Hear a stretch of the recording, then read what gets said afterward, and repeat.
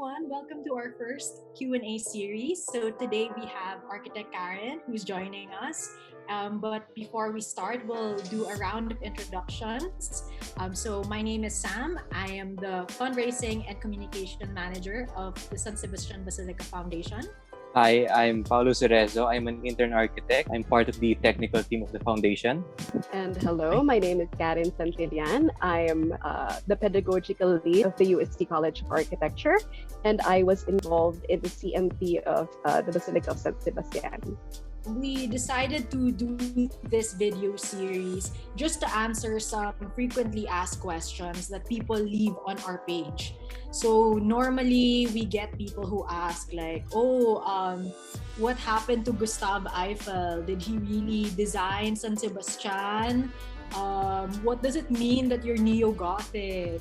So, we understand that these are really questions that people have. And so we thought it would be best to have an architect who specializes also in history of architecture actually answer them. But also to that, we wanted to make this a game. So what we did was, it's a pop quiz for architect Caryn. We will let fate decide what are her questions for today. And there will also be some staff picks of questions that may or may not have to do with architecture.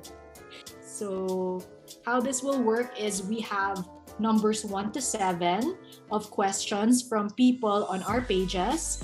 And then we also have the wild card staff's pick. So it will be architect Caryn who will spin the wheel, and then we will see where this. Oh my gosh, this is so cool, huh? All right, let's see if this works. So I spin it, and alrighty, oops, there we go. Wow, it really spins. Wow.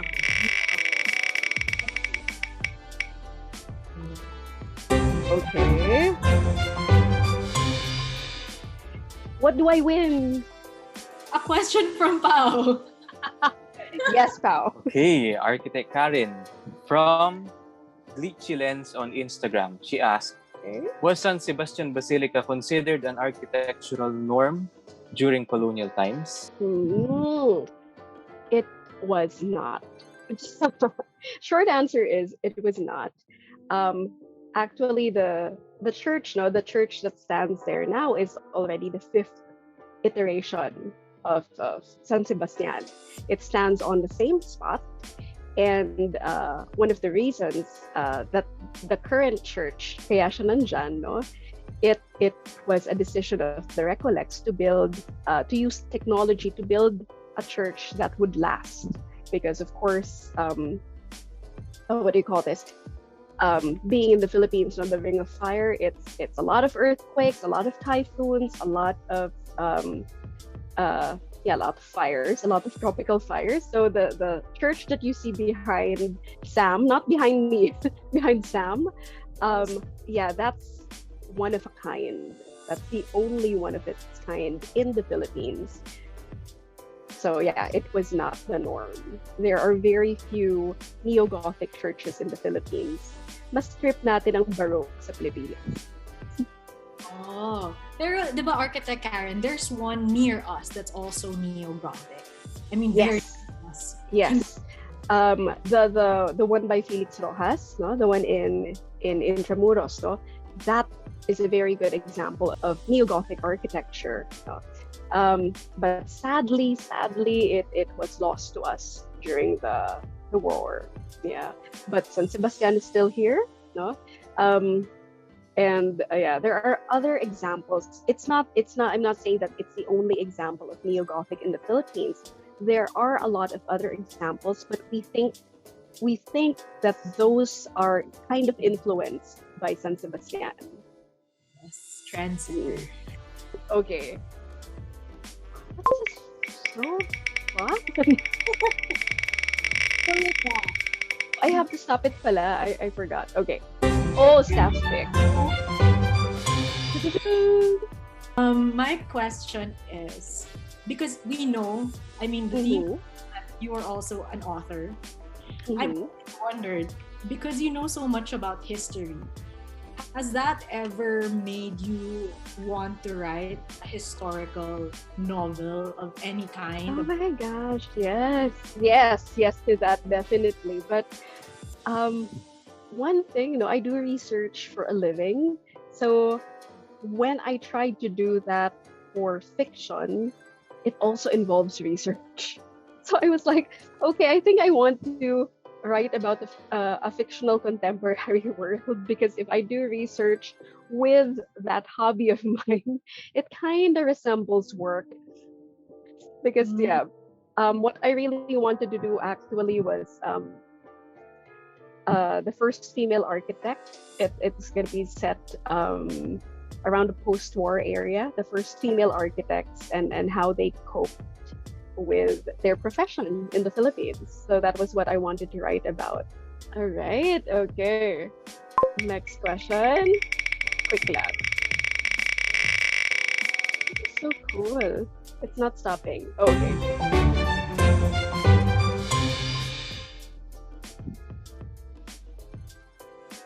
Okay, so from Glitchy Lens on Instagram ulit po, is San Mhm. Sebastian Basilica unique in a sense that it's the only Gothic church in the country or in Asia, or the only surviving one? What makes San Sebastian unique, I think, is its construction, no? Because it's one of the only all steel churches in Asia. There are a lot of what they call these tin churches, but there are mostly in Europe, and I've seen a lot of them in England, but mostly in the Philippines at that time, for steel construction. This was usually used for factories, for the railway, no? Medyo industrial yung dating niya. So the use of the material, no, this kind of industrial material for something religious, I think that is something that is unique to San Sebastian. Okay. I'm sorry, I spun it na. I was so excited because it's so fun to shoot. Wow, another staff stick. what important buildings in the Philippines do you think would look great on screen? I think because we've seen like Ocampo Pagoda and Yeah. Quezon. Aside from this church, I was actually looking for this church because in Trece, no, the Ocampo Pagoda made a cameo. I was like, Ocampo Pagoda, and yeah, San Sebastian is just down the road from it, no, somewhere there. So where is it? But yeah, what would look good? A lot of the I'm kind of biased, so I think a lot of the work of Luxin, a lot of the brutalist work actually that was produced in the 60s and 70s, I think would be very, very photogenic on would look nice on film, because they're already proving to look very nice on photographs. No? The photographs that have been posted on Brutalist Filipinas and Modernist Filipinas really show us the clean lines, no, how clean these lines are, and it would be nice to show them because we also don't want to be stereotyped with the Bahay na Bato. No, of course we're proud of the Bahay Kubo, the Bahay na Bato, but we're also proud of the things that we've achieved architecturally. No, not only the ones that we built because we had to adapt to the weather. So yeah, things like that. I think in particular, I love the staircases at the CCP. Yeah. So those are very, very poetic, how they curve, how you go down, and with the colors, the contrast of the reds with the concrete, very vivid. And also the PICC, which I like because it has very, very dramatic spaces. All right. One more question. Okay, so it's the last question. All right. This is so fun, guys. Some biolo with the sound effects. It's again. It's again. Yes. Number Okay, 6. so question number 6 from JR Pataw on Instagram. Is there a similar design like San Sebastian Basilica anywhere in the world? Like it's parang twin church po. So yeah, the Burgos Cathedral, kaya lang ang pagkakaiba nila, Burgos Cathedral, it's still yun talaga Gothic. It's medieval Gothic, meaning that it's made of stone. Ang kaibahan ni Neo-Gothic is that it still has the lines of Gothic, pero iba na yung material. Instead of taking hundreds of years to build, eto medyo mabilis lang, di ba? Kasi prefab na siya. But yeah, it kind of resembles that in yung dome, yung pagka-octagonal niya. Tapos, even yung configuration sa front, meron siyang, although mas plain yung sa atin, no, yung sa San Sebastian, mas ornate yung sa Burgos, but it has those two towers, no, and then the entrance is in the middle, pero very steeply pointed pa rin yung the one atop the towers. Okay. It's not in our list, but I think it would be remiss of us not to ask, was San Sebastian designed or inspired by Eiffel? Like, was he? Okay. This was also one of the questions that we were asking when we started doing the conservation management plan.